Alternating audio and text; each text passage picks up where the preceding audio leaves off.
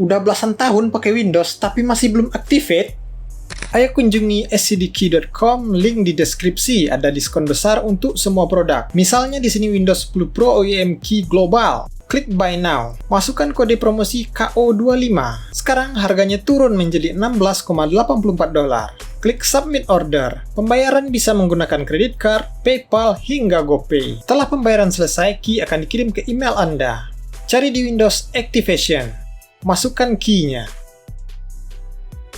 Nah, sekarang pastinya lebih nyaman dan Anda bisa menikmati lebih banyak fitur Windows. Kode diskon tadi juga bisa digunakan untuk produk lain, misalnya Office 2019 di sini yang awalnya $67,79 menjadi $50,84 saja. PC udah ganteng begini, masa Windows-nya masih crack? Halo semuanya, selamat datang kembali di channel Aprenaleko, dan di konten short saya yang bertema tips upgrade PC gaming. Itu banyak sekali yang bertanya tentu saja soal upgrade PC gaming ya. Oke, di sini akan saya rangkum semua yang belum terjawab. Semoga menambah referensi ya. Oke, sebelum mulai, upgrade PC gaming itu tentu saja tidak terbatas ya. Ada saja upgrade ke depannya. Hal yang perlu diperhatikan hanyalah limitasi ya, atau limit dari hardware lainnya. Umumnya, yang paling banyak di-upgrade itu kan CPU dan GPU, atau prosesor dan VGA ya. Nah, kita perlu paham apa saja limitasinya ya. Pertama, pada CPU atau prosesor tentu saja limitasi berada pada motherboardnya. Kita harus tahu motherboardnya itu cuma support sampai gen berapa lagi kira-kira gitu ya. Kemudian GPU atau VGA. Kalau ini mah bebas ya. Mau tancap RTX 4090 kayak Pentium Gold misalnya, silahkan saja ya. Tapi tentu kita perlu ingat yang limitasi tadi ya. Ini berkaitan juga soal bottleneck dan kemampuan power supply. Power supply-nya mampu sampai VGA apa aja nih? Dan apakah power supply-nya itu bagus atau duar gitu ya? Dan tentu saja hal ketiga yang tidak terlepas dari semua upgrade ini adalah budget atau anggarannya ya. Tentu kita pikirkan juga part apa yang tercapai oleh budget kita dan apakah itu yang paling worth it atau tidak. Kecuali Anda seorang koruptor pertambangan timah ya, rakit PC baru aja gitu yang spek dewa. Sekalian beli saham Intel. Oke, tanpa basa-basi lebih lanjut, mari kita langsung saya jawab pertanyaannya. Pertama, ada spek Ryzen Athlon 3000G dengan VGA RX 580, 550W bronze. Mobile lumayan ya, karena itu sudah support semua Ryzen platform AM4, tinggal update BIOS saja. Cuma ini CPU-nya atau prosesor itu masih dual core ya.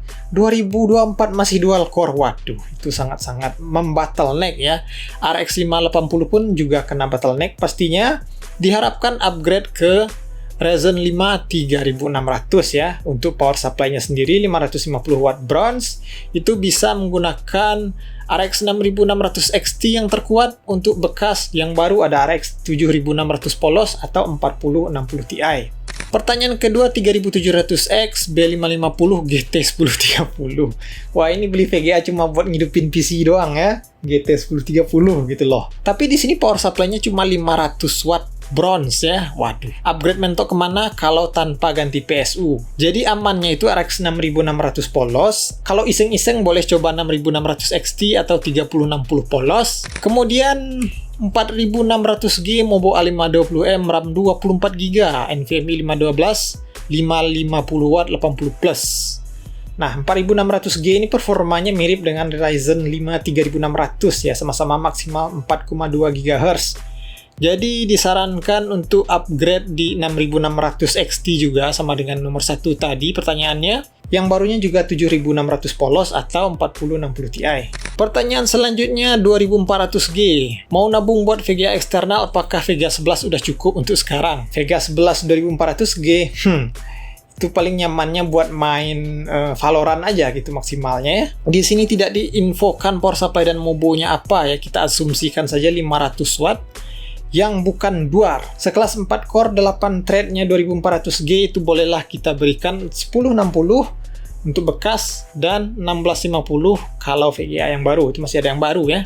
Selanjutnya 10700F dengan power supply 700W. CPU-nya sudah bagus ya, 8 core 16 thread up to 4,8 GHz. Jadi Intel Gen 10 ini nggak jelek-jelek amat juga sebenarnya. Kita asumsikan di sini power supply-nya belum ATX 3.0, maka gaskan saja RTX 3070 Ti atau 3080 sekalian. Untuk VGA baru boleh RX 7800 XT, 5600X, 6700 XT, RAM 32GB. Untuk upgrade apalagi ya, biar makin bisa untuk beberapa tahun ke depan. Makasih. Waduh, ini speknya udah sangat bisa ya untuk beberapa tahun ke depan. Kalau mau dirombak juga berarti ini upgrade besar-besaran ke sistem DDR5 malah sebaiknya ya. Sayangnya di sini info PSU juga belum, kita asumsikan saja 700 watt atau lebih ya, maka upgrade-nya 7800 XT mentok. Lalu ada Ryzen 5 1600X 1070 Ti 650 watt. 1600X atau lebih tepatnya Ryzen gen pertama itu masih kurang bagus ya performanya. Sayangnya di sini kita juga tidak mendapatkan apakah motherboard yang digunakan. Kita asumsikan saja A320M yang mana support semua platform AM4 tergantung BIOS-nya. Karena VGA sudah bagus, maka upgrade pertama yang saya sarankan di sini adalah minimal Ryzen 5 3600 ya, yang mana performanya lebih bagus, support RAM lebih tinggi, dan lebih hemat daya. Next ada i5 10400 1660 Super, RAM 16. Kalau mau upgrade lebih berasa ke spek apa? Prosesor oke, PSU unknown ya. Kalau misalnya 600 watt atau lebih yang bagus, boleh menggunakan RTX 3070 bekas atau RX 7700 XT baru. Selanjutnya 1650 7600 i5 400 watt bukan duar. Oke. Ini serba tanggung. Gimana gitu ya? Mending rakit baru aja. Nggak ya? Kalau misalnya mau tetap upgrade tapi tetap mempertahankan power supply 400 wattnya, maka pilihannya tidak lain tidak bukan hanyalah RTX 3050. Waduh. Makin kocak rakitannya nanti ya. Tadi semua itu rakitan yang sudah menggunakan RAM DDR4. Sekarang kita beralih ke rakitan yang DDR3. Apa sih saran upgrade-nya? Nah, untuk rakitan sepuh RAM DDR3 ini sebaiknya rakit baru aja bro. Rombak semua ya. Sudah ketinggalan sekali DDR3. Minimal Mobo boleh B450M. Kemudian prosesor Ryzen 5 3600 dan RAM 2x8GB DDR4. Wah, itu sudah sangat-sangat bagus, sudah sangat-sangat jauh peningkatan performanya dengan anggaran yang tidak terlalu banyak ya. Masih terjangkau lah. Jadi statement tadi bisa mewakili untuk semua pertanyaan nantinya. Tapi kalau misalnya Anda tidak bisa menjadi koruptor pertambangan timah dan budget sangat-sangat terbatas untuk satu atau dua komponen saja, baiklah, mari kita bahas. Next ada 1050 Ti OC dengan i3 Gen 3.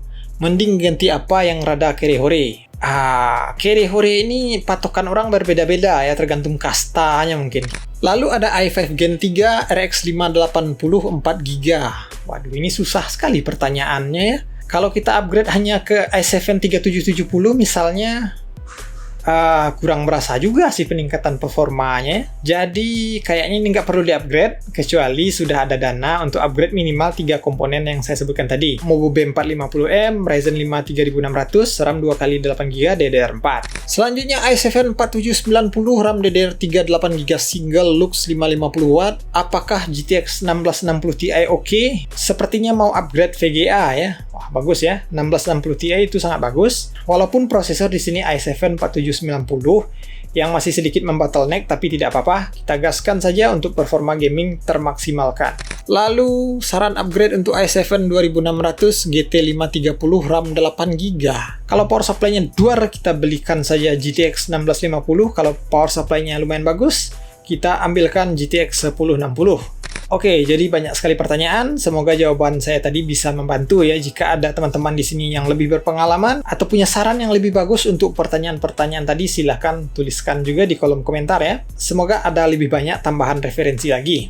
Untuk pertanyaan-pertanyaan selanjutnya akan saya usahakan jawab juga melalui komentar atau dengan konten short ya. Tapi pada teman-teman semua yang ingin minta rekomendasi upgrade, mohon pertanyaannya lebih lengkap lagi ya. Tuliskan spek utamanya. Yang paling penting itu Mobo dan power supply-nya juga ya. Wah, supaya kita nggak bingung nih mau kasih saran apa. Dan kalau boleh tahu, sekalian tuliskan juga berapa anggaran untuk upgrade-nya.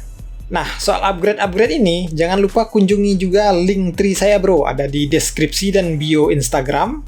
Nah, di situ ada rekomendasi upgrade, part-part PC paling worth it yang saya update setiap harinya. Semoga bermanfaat. Sekian saja konten kali ini, semoga membantu. Mohon maaf jika ada kekurangan dan kesalahan. Sampai jumpa lagi di video selanjutnya.